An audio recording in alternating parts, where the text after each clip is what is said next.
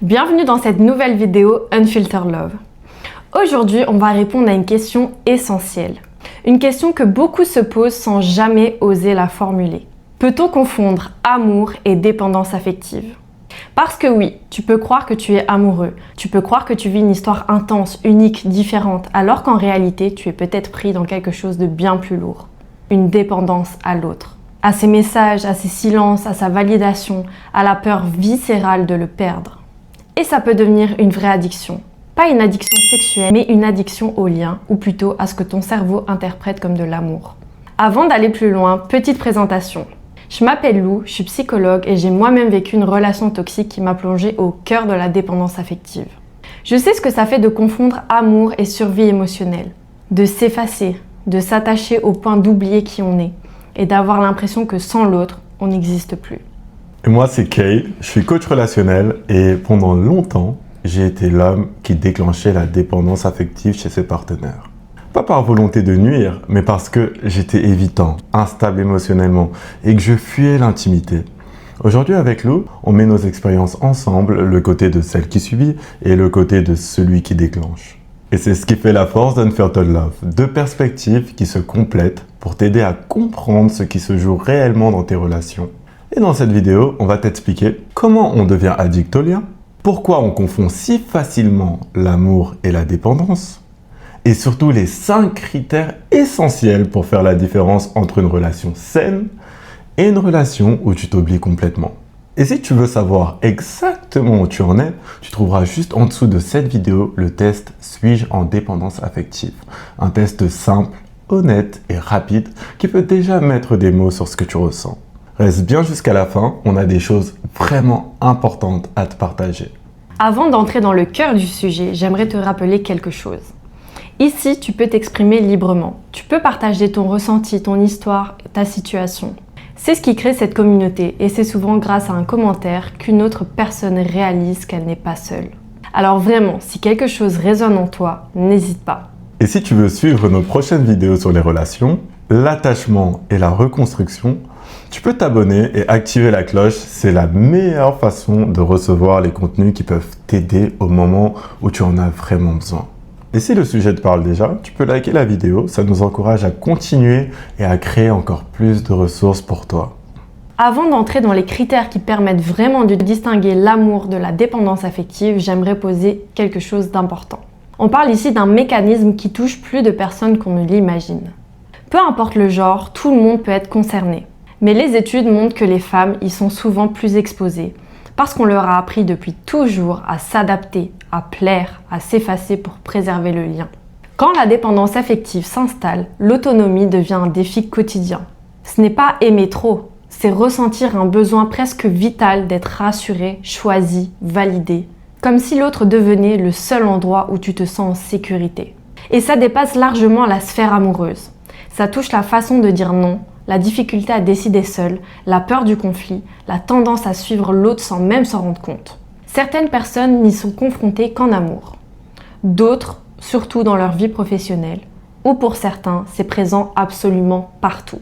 Une sorte de colocation émotionnelle où l'on vit constamment en fonction d'un autre que soi. Et ce qu'on oublie souvent, c'est que la dépendance affective peut créer malgré soi des dynamiques toxiques. La fusion, les peurs irrationnelles, la culpabilisation, l'effacement, les mensonges pour préserver le lien. Pas par malveillance, mais parce que la peur d'être abandonné prend toute la place. Et c'est là que tout se joue. La dépendance affective n'est pas une faiblesse, c'est une manière de survivre émotionnellement. Quand on n'a pas appris à se sentir en sécurité seul. Maintenant que la base est posée, on peut enfin répondre à la question centrale de cette vidéo. Comment savoir si ce que tu vis, c'est de l'amour ou une dépendance affective? Il existe 5 critères simples mais redoutablement révélateurs. On te les partage maintenant. Le premier critère, c'est simplement ça, le sens que tu donnes à ta relation. L'amour à la base, c'est quelque chose de beau. C'est normal que la personne que tu aimes soit importante pour toi, qu'elle te soutienne, qu'elle fasse partie de ton équilibre. Jusque-là, tout va bien. Dans une relation saine, l'amour se construit sur un vrai désir de partager. Partager une vie, des projets, une direction commune, tout en respectant les besoins et les limites de chacun. Deux personnes qui marchent ensemble sans se perdre. Mais dans la dépendance affective, le sens de la relation change complètement. Ton partenaire n'est plus un pilier, il devient le seul pilier. Il n'est plus une partie de ton histoire, il devient toute ton histoire. Tu arrêtes de vivre avec l'autre et tu commences à vivre à travers lui. Et sans t'en rendre compte, tu fais tout pour ne pas le perdre. Tu mets ses besoins avant les tiens. Tu t'adaptes, tu t'effaces, tu te surajustes. Et petit à petit, tu te perds. Tu oublies ce que toi tu veux. Dans ces relations-là, on voit souvent un déséquilibre. Une personne qui prend toute la place et l'autre qui marche sur des œufs, qui s'excuse d'exister et qui a peur de faire un faux pas. Peut-être que ça te parle, peut-être que tu t'es déjà senti obligé de te diminuer pour préserver le lien. Et si c'est le cas, vraiment, tu n'es pas seul. Beaucoup vivent exactement la même chose, souvent en silence. En parler, même juste ici, peut déjà t'aider à y voir plus clair. Le deuxième critère, c'est ce besoin de présence physique qui devient presque vital. Et là encore, il faut faire une nuance. Quand on aime quelqu'un, c'est normal d'avoir envie d'être avec cette personne, de profiter d'elle, de créer des souvenirs, d'être proche. C'est normal aussi que le manque se fasse sentir quand on est séparé plusieurs jours ou plusieurs semaines, surtout dans une relation à distance. Ça fait partie de l'attachement humain, mais dans la dépendance affective, ce manque prend une autre dimension. Il ne s'agit plus seulement d'avoir envie d'être avec l'autre, c'est une véritable épreuve émotionnelle, parfois même un état physique. L'éloignement devient insupportable. Quelques heures peuvent sembler longues, quelques jours deviennent un cauchemar. Et pour supporter ce manque, on se met à tout réorganiser autour de l'autre. On annule des projets, on change des plans, on se rend disponible à tout moment, juste pour être sûr de ne pas perdre le lien. Et quand ce n'est pas possible, ça devient un ascenseur émotionnel. On peut passer de la supplication à la colère, du « j'ai besoin de toi » au « pourquoi tu ne réponds pas ». On envoie 10 messages pour calmer une angoisse qui, au fond, ne fait que grossir. Et c'est là que la dépendance te dépasse. Tu n'es plus dans une réaction liée à l'amour, tu es dans une réaction liée à la peur. La peur d'être oublié, la peur d'être remplacé, la peur d'être abandonné. Et quand cette peur devient quotidienne, la charge émotionnelle explose. On vit tendu, on surveille tout, on analyse chaque silence et avec le temps, ça peut vraiment dégrader ta santé émotionnelle et physique. Fatigue, stress, perte d'appétit, anxiété, parfois même un état dépressif parce que tu n'es plus dans ta vie. Tu es dans la vie de l'autre et tu ne te sens plus libre. Tu es prise dans une carence affective profonde qui t'empêche de vivre la vie que tu mérites. Et c'est exactement pour ça qu'on a créé notre accompagnement de 30 jours. Pour aider celles et ceux qui vivent ce type de dépendance à retrouver de l'air, de la clarté, un vrai centre, à calmer ce besoin d'être constamment rassuré et à construire une sécurité intérieure qui ne dépend plus de quelqu'un d'autre. Si tu veux en savoir plus, le lien est dans la description de la vidéo. Le troisième critère, c'est une jalousie qui n'a pas vraiment raison d'être, mais qui prend toute la place. Et je veux clarifier quelque chose. Dans une relation saine, la jalousie n'a pas vraiment sa place. L'amour se construit sur la confiance, le respect, sur la sécurité, et pas sur la peur ou la comparaison. Dans les couples touchés par la dépendance affective, cette jalousie revient souvent, et elle n'a rien à voir avec ce que l'autre fait réellement. Elle vient d'un endroit beaucoup plus profond, beaucoup plus ancien. La peur de ne plus être aimé, la peur d'être remplacé, la peur que quelqu'un d'autre soit mieux que toi. Et cette peur peut s'accrocher à n'importe quoi. Une conversation, un regard, une amie, un collègue, même si vous êtes ensemble depuis des années. Alors ce qui se passe, c'est qu'on commence à réagir à partir de cette peur. On surveille, on interprète, on imagine le pire, on adopte des comportements qui, sur le moment, visent à se rassurer, mais qui, en réalité, abîment la relation. Et l'autre ne sait plus quoi dire ou quoi faire, parce que rien ne suffit vraiment à calmer ce qui se passe à l'intérieur. Et avec le temps, cette jalousie devient un vrai poids. Pour toi et pour la relation. Elle crée de la tension, de l'incompréhension, parfois même de la distance émotionnelle. Et surtout, elle ne rassure jamais sur le long terme. Au contraire, elle nourrit la blessure encore et encore. Parfois, sans s'en rendre compte, on peut même utiliser la jalousie comme un test. Provoquer une réaction, tenter d'obtenir une preuve d'amour, chercher à mesurer l'importance qu'on a pour l'autre. Et selon la réaction du partenaire, on peut se sentir apaisé, quelques minutes ou replonger encore plus profondément dans la peur. Mais il faut le dire clairement, ce mécanisme ne sécurise rien. Il crée surtout de la souffrance inutile et à la base, il vient presque toujours d'une blessure d'abandon ou d'une insécurité affective ancienne. Quelque chose qui date de longtemps, parfois de l'enfance, parfois d'un choc émotionnel à l'âge adulte. Si tu te reconnais dans cette jalousie-là, ce n'est pas une fatalité, ce n'est pas une identité et c'est un mécanisme qui se répare. Et c'est exactement pour ça qu'on t'encourage à passer le test « Suis-je en dépendance affective ?» Dans la description de cette vidéo, ça peut t'aider à comprendre d'où vient cette peur et comment tu peux commencer à t'en libérer. Le quatrième critère, c'est ce qu'on appelle un amour unilatéral. Et c'est l'un des signes les plus difficiles à reconnaître quand on est dedans. Quand tu es dans une relation saine, même si tu aimes profondément quelqu'un, tu es encore capable de voir la réalité. Tu peux reconnaître quand la relation ne te fait plus du bien, quand quelque chose est déséquilibré, ou quand vos chemins ne vont plus dans la même direction. Tu peux avoir mal, mais tu es encore capable de prendre du recul et de choisir ce qui est bon pour toi à long terme. Mais dans la dépendance affective, c'est tout l'inverse. Tu peux voir des signes évidents que cette relation ne te correspond pas, que vous n'êtes pas sur la même fréquence, que l'autre se comporte mal, ou même de façon toxique. Tu peux voir des preuves flagrantes de désamour, même de tromperie. Et pourtant, tu restes. Tu restes parce que l'idée de perdre ce lien te fait plus peur que l'idée de perdre ta dignité, ton énergie ou ton bien-être. Tu restes parce que tu crois que tu peux arranger les choses, changer la personne, sauver la relation. Et tu t'accroches même quand tout te montre que cette relation te détruit plus qu'elle ne te construit. Ce qui se passe à ce moment-là, ce n'est pas un manque d'intelligence, ni un manque de volonté. C'est un manque d'estime de soi. Un conditionnement intérieur qui te fait accepter des choses que tu n'auras jamais acceptées avec plus de sécurité émotionnelle. Et ce chaud et froid constant, l'amour un jour, le retrait le lendemain, devient pour toi une preuve de valeur. Comme si à chaque fois que la personne revenait, ça venait confirmer que tu méritais encore quelque chose. Et ce mécanisme t'anesthésie. Il t'empêche de réagir. Il t'empêche de dire stop. Il te laisse coincé dans une relation qui te vide, mais que tu n'oses pas quitter. Si tu as déjà vécu ce type de relation, tu sais à quel point c'est difficile de voir clair.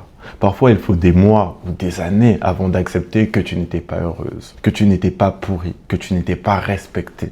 Et souvent, en parler, c'est le premier pas qui permet d'ouvrir les yeux. Si ce que je viens de te dire te parle, tu peux le partager en commentaire. Tu ne sais jamais qui tu pourrais aider juste en étant honnête sur ce que tu as vécu. Le cinquième critère, c'est l'intensité émotionnelle. Et pas l'intensité qui fait du bien, l'intensité qui épuise. Quand tu aimes quelqu'un, c'est normal de ressentir des émotions fortes. C'est normal d'être touché, d'avoir de l'empathie, de vivre des sensations qui te dépassent parfois. L'amour crée de la vie et c'est beau. Mais dans la dépendance affective, les émotions ne sont pas seulement fortes, elles sont extrêmes. Tu peux passer de l'amour le plus profond à la colère, de l'adoration au rejet, du « je ne peux pas vivre sans toi » au « je ne supporte plus ce que je ressens ». Et ces bascules ne sont pas rares. Elles peuvent parfois arriver plusieurs fois dans la même journée. Ce yo-yo émotionnel, c'est la marque typique d'une relation qui fonctionne comme une drogue. L'autre devient ta source d'adrénaline, ta source de soulagement, ta source de panique.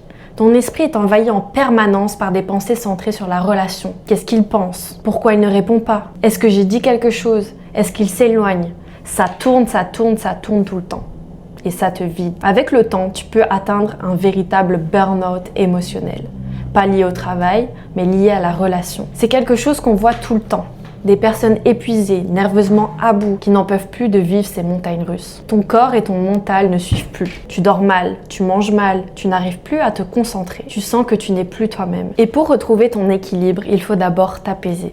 Stabiliser ce qui brûle, reprendre des forces et ensuite aller regarder à la racine. Ce réservoir affectif qui est souvent abîmé depuis des années, parfois depuis l'enfance, parfois depuis une relation passée. Ce réservoir n'a jamais vraiment été rempli comme il aurait dû l'être. La bonne nouvelle, c'est que ça se répare. Ce n'est pas magique, mais c'est possible. Et ça demande d'être accompagné de quelqu'un qui sait reconnaître ces mécanismes et t'aider à reconstruire dans le bon ordre une sécurité émotionnelle stable. Et je veux que tu retiennes quelque chose. Sortir de la dépendance affective, ce n'est pas un hasard. Et ce n'est pas de la chance. C'est un vrai chemin, un chemin courageux, et c'est toi qui le fais, pas l'autre. Tu n'as pas échoué dans tes relations. Tu n'as juste jamais appris à te sentir en sécurité sans t'attacher excessivement. Et ça se réapprend. Du coup, on va récapituler les points essentiels de cette vidéo parce que c'est vraiment important de garder tout ça en tête. D'abord, oui, on peut confondre amour et dépendance affective. Quand on est pris dans l'intensité, dans les peurs, dans le manque, on peut facilement croire qu'on vit un amour profond, alors que c'est un attachement instable qui repose sur l'anxiété et la peur de perdre l'autre. Maintenant, tu as les 5 critères pour faire la différence pour toi ou pour quelqu'un que tu aimes. Ensuite, oui, la dépendance affective fonctionne comme une addiction. Comme une addiction à l'alcool, à la drogue ou à n'importe quelle substance qui modifie ton état intérieur. Ce n'est pas une question de volonté et ce n'est pas ta faute. Ça vient presque toujours d'une carence affective profonde, d'un manque ancien, d'une insécurité émotionnelle qui n'a jamais été réparée. Et oui, ça se traite. Et surtout, oui, on peut sortir de la dépendance affective, mais pas tout seul, parce qu'on ne peut pas se libérer d'un mécanisme émotionnel en restant dans celui qui nous a abîmés. L'accompagnement, c'est ce qui permet de reconstruire une sécurité intérieure, de sortir des schémas toxiques et de remettre en place un rapport sain à toi, à ses émotions et à la relation. Du coup, ce que tu dois retenir, c'est ça. Tu n'es pas condamné à souffrir dans tes relations. Tu n'es pas condamné à reproduire les mêmes scénarios. La dépendance affective, ça se soigne, vraiment. Et quand tu en sors, il y a un vrai cadeau derrière. La paix intérieure, l'autonomie, la clarté et la capacité d'aimer autrement, sans te perdre. Si ce qu'on vient de te partager te parle, si tu t'es reconnu dans un ou plusieurs critères, je veux que tu retiennes une chose. Tu n'as rien raté.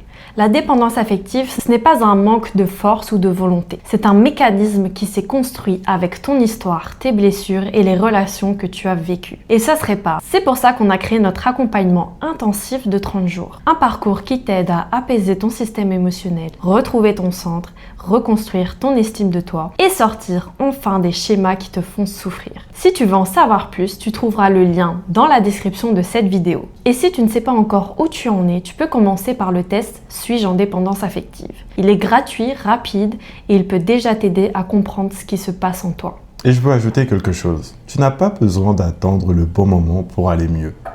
Le bon moment, c'est juste celui où tu te dis « j'en ai assez de souffrir comme ça ». On a accompagné tellement de personnes qui vivaient ces montagnes russes émotionnelles, cette peur constante, cette impression de s'effondrer à l'intérieur. Et toutes disent la même chose après coup. Je ne pensais pas que c'était possible de me sentir aussi stable, aussi calme, aussi moi. Du coup, si tu sens que c'est ton moment, on sera là pour t'accompagner. Et si tu veux simplement réfléchir encore un peu, prends le temps, mais ne reste pas seul. Tu peux commenter, poser tes questions ou partager ce que tu traverses. Ça aide plus de gens que tu ne le crois. Merci d'avoir passé ce moment avec nous. N'oublie pas de t'abonner, d'activer la cloche et de partager la vidéo si elle peut aider quelqu'un autour de toi. Prends soin de toi et on se retrouve très vite pour une nouvelle vidéo Unfiltered Love.